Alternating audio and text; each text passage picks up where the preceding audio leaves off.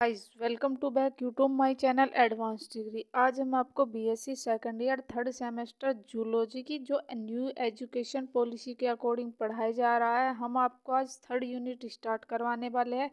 इससे previous video में मैंने सेकंड यूनिट कंप्लीट करा दी, फर्स्ट यूनिट पढ़ा दी, आपको फिफ्थ यूनिट पढ़ा दी, सिक्स्थ यूनिट पढ़ा दी, यानी कि आपकी 4 यूनिट कंप्लीट करा दिया है। ये 5वीं यूनिट है। उसके बाद आपकी 3 यूनिट रह जाएगी, उसे भी हम कंप्लीट करा देंगे। उसके बाद हम आपको बॉटनी पढ़ाएंगे, फिर आपकी केमिस्ट्री कंप्लीट करा देंगे। कोई भी व्यूअर मुझे एक बार कमेंट करके ज़रूर बताए कि आपके जो एक्सटर्नल एग्ज़ाम है वो कब से स्टार्ट है। तो चलिए वीडियो को स्टार्ट करने से पहले अगर आप हमारे चैनल पर नए हैं तो हमें लाइक कीजिए, सब्सक्राइब कीजिए और शेयर कीजिए और कमेंट करके ज़रूर बताइएगा कि वीडियो कैसा बना है। तो देखिए आज हम आपको सबसे पहले ये बताएंगे, हमने आपको ट्रांसक्रिप्शन ट्रांसलेशन बता रखा है कि होता क्या है। तो देखिए सबसे पहले ट्रांसक्रिप्शन और ट्रांसलेशन होता क्या है। देखिए जब डीएनए से एमआरएनए बनता है, जब डीएनए से क्या बनता है एमआरएनए, उसे क्या बोला जाता है, उसे ट्रांसक्रिप्शन बोला जाता है। आप इस चीज़ को ध्यान में रखिएगा। जब एमआरएनए से प्रोटीन बनता है, देखिए ये प्रोटीन बन रहा है, तो इसे क्या बोला जाता है, इसे ट्रांसलेशन बोला जाता है। तो ये इम्पोर्टेंट बात है, जब डीएनए से एमआरएनए बनता है और एमआरएनए से प्रोटीन बनता है, तो जब डीएनए से एमआरएनए बनता है तो उसे क्या बोला जाता है, ट्रांसक्रिप्शन। और जब एमआरएनए से प्रोटीन का निर्माण होता है उसे क्या बोला जाता है, ट्रांसलेशन। तो आई होप कि आपको समझ में आ गया होगा कि ट्रांसक्रिप्शन और ट्रांसलेशन होता क्या है। आज का जो हमारा टॉपिक है वो क्या है, regulation of gene expression in eukaryotic, यानी कि जो जीन का जो एक्सप्रेशन होता है, जीन कैसे एक्सप्रेस करती है खुद को यूकैरियोट में, ये आज हम इस वीडियो में डिस्कस करेंगे। उसके बाद में हम इसका अगला टॉपिक डिस्कस करेंगे, या तो लैक ऑपरन होगा या ट्रिप्टोफान होगा। तो देखिए यूकैरियोट्स में किसी भी प्रकार का ऑपरेन सिस्टम नहीं होता। तो क्या नहीं पता होता इसमें, जो ऑपरेन सिस्टम होता है वो नहीं होता। डीएनए में जीन से जो प्रोटीन का कोड को कोड करता है, देखिए मैंने अभी बताया प्रोटीन का फॉर्मेशन कैसे होता है। सबसे पहले आप ये समझिएगा, जब डीएनए से एमआरएनए बनता है तो ट्रांसक्रिप्शन की प्रोसेस से, और जो एमआरएनए से प्रोटीन बनता है तो कोड करते हैं, एमआरएनए के बाद ही तो प्रोटीन बनता है। इसमें transfer RNA, messenger RNA, RNA, ये सभी क्या होते हैं, इन्वॉल्व होते हैं, ये कार्य करते हैं, ये प्रोटीन बनने में हेल्प करते हैं। तो इसमें कोई भी ऑपरेशन सिस्टम नहीं पाया जाता। डीएनए में जीन के किसी प्रोटीन का कोड करता है, तो कोई ऐसा तो स्पेसिफिक जीन होता है जो कि इसे कोड करने का काम करता है। कोई तो होता है देखिए तो सूचना रखता है, कोई तो ऐसा है जो सूचना रखता है, कोई ऐसा है जो कोड करने का काम करता है।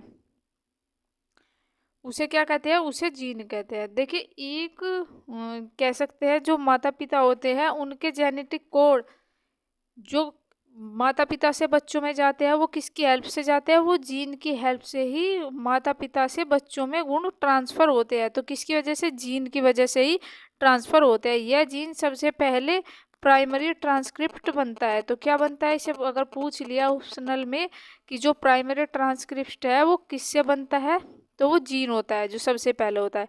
जो प्राइमरी ट्रांसक्रिप्ट बनने से इस डीएनए के बीच कंट्रोल कर सकता है। तो ये बनता क्यों है, क्योंकि ये डीएनए को कंट्रोल कर सके। यानी कि अगर कोई गलत प्रोटीन बनने वाली हो तो यह जीन उसे कंट्रोल कर कर वहाँ पर ही ब्रेक कर दे और प्रोटीन का फॉर्मेशन ना होने दे।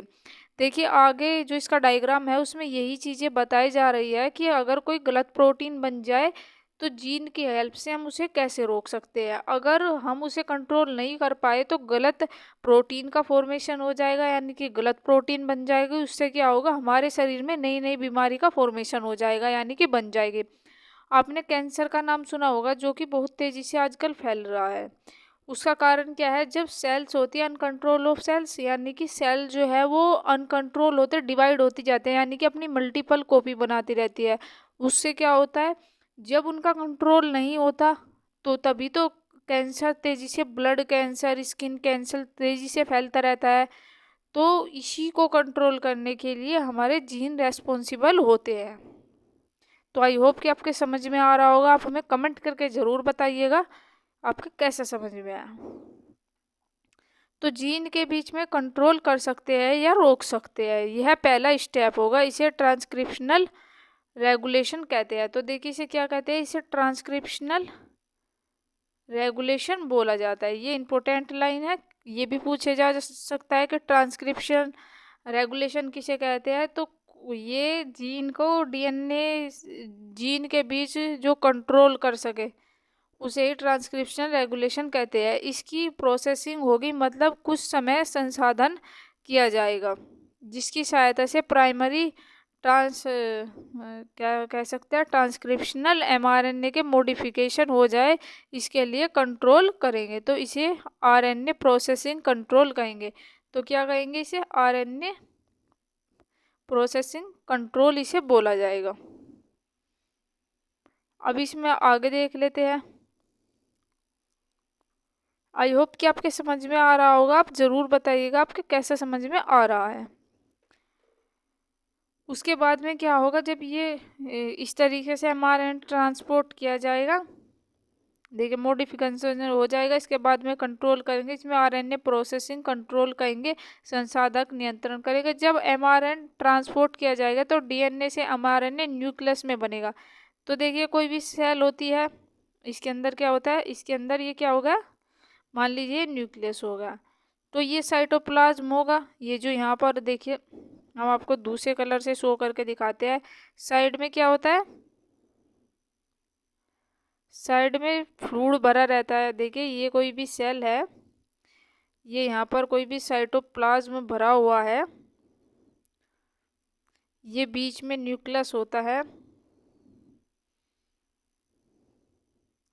यहाँ पर एंडोप्लाज्मिक रेटिकुलम, राइबोसोम, माइटोकॉन्ड्रिया, ये सभी है। तो इसमें क्या बताया गया है, इसमें जो ये साइटोप्लाज्म है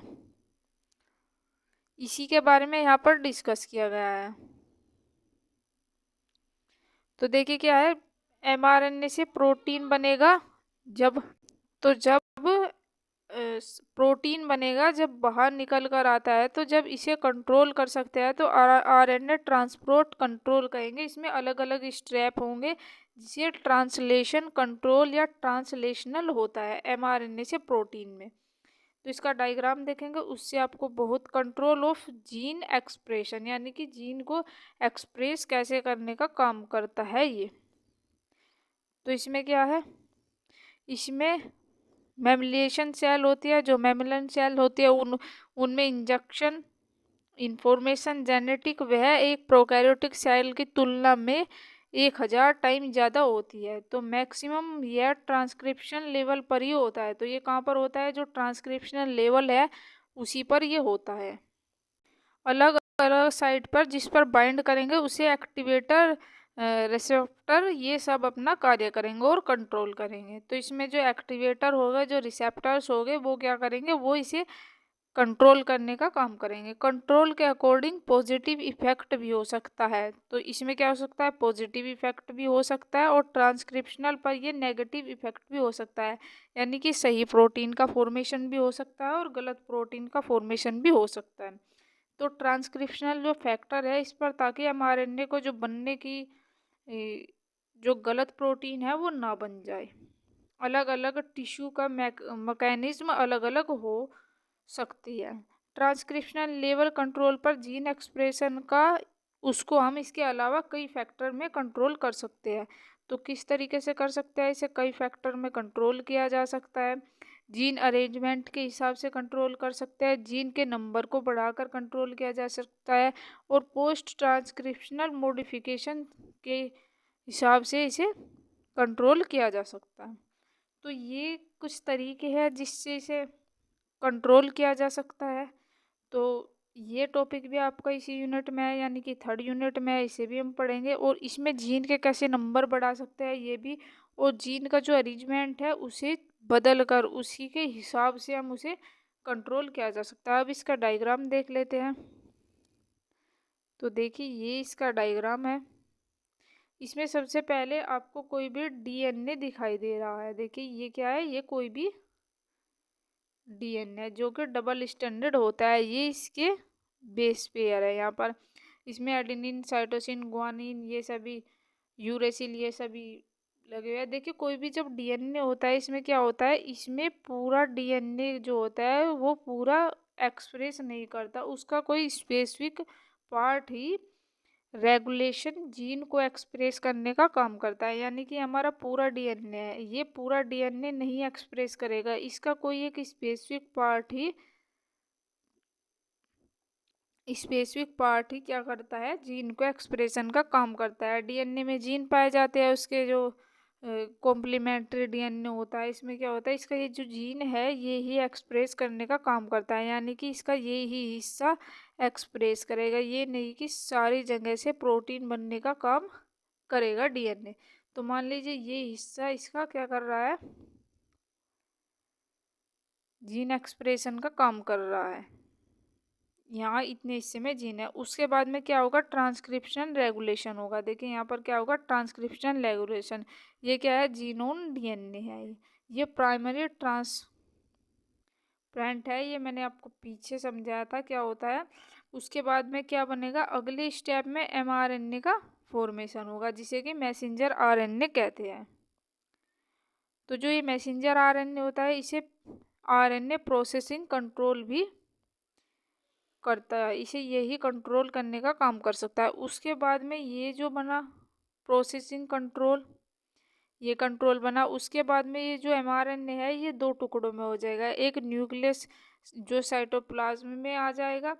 मैंने पहले भी बताया था कोई भी सेल है उसमें क्या होता है, उसमें न्यूक्लियस होता है, न्यूक्लियस के बाहर एक फ्लूइड तरल पदार्थ जो होता है उसे साइटोप्लाज्म में होता है। तो जो न्यूक्लियस से निकलकर बाहर साइटोप्लाज्म में आ जाएगा, तो ये यहाँ पर साइटोप्लाज्म में आ गया, जिसे आरएनए ट्रांसपोर्ट कंट्रोल कहते हैं। यहाँ से कोई गलत प्रोटीन का फॉर्मेशन हो रहा है, अगर इस प्रोटीन को कंट्रोल कर लिया जाए तो कोई भी डिसीज़ हमारी बॉडी में नहीं बन सकते। अगर इसे कंट्रोल नहीं किया जा सकता तो हमें कोई भी बीमारी हो सकती है। उसके बाद में ये बन गया आधा, इधर आरएनए ट्रांसपोर्ट हो गया, कंट्रोल हो गया, ये न्यूक्लियस से साइटोप्लाज्म में पहुंच गया। उसके बाद ये प्रोटीन का फॉर्मेशन होगा, जिसे ट्रांसलेशनल कंट्रोल कहा जा सकता है। देखिए यहाँ पर ये प्रोटीन बन गई। तो देखिए एक बार और बता दें, ये क्या है, ये कोई भी जीनोम डीएनए है जो कि डबल स्टैंडर्ड होता है। इसमें बेस पेयर पाए जाते हैं, इसमें प्यूरिन, पिरिमिडिन, थायरिन ये सभी पाए जाते हैं। उसके बाद प्राइमरी ट्रांसपोर्ट होगा जो कि ट्रांसक्रिप्शनल रेगुलेशन होता है, आरएनए प्रोसेसिंग कंट्रोल होगा, एमआरएनए बनेगा, फिर न्यूक्लियस से साइटोप्लाज्म में जाएगा। ये दो पार्ट में होगा, एक आरएनए ट्रांसपोर्ट कंट्रोल होगा। उसके बाद में क्या होगा, ट्रांसलेशन कंट्रोल की प्रोसेस होगी। ये क्या करेगा, ये regulation of gene in eukaryotic, यानी कि ये यूकैरियोट में जीन को एक्सप्रेस करेगा और प्रोटीन का फॉर्मेशन कर देगा।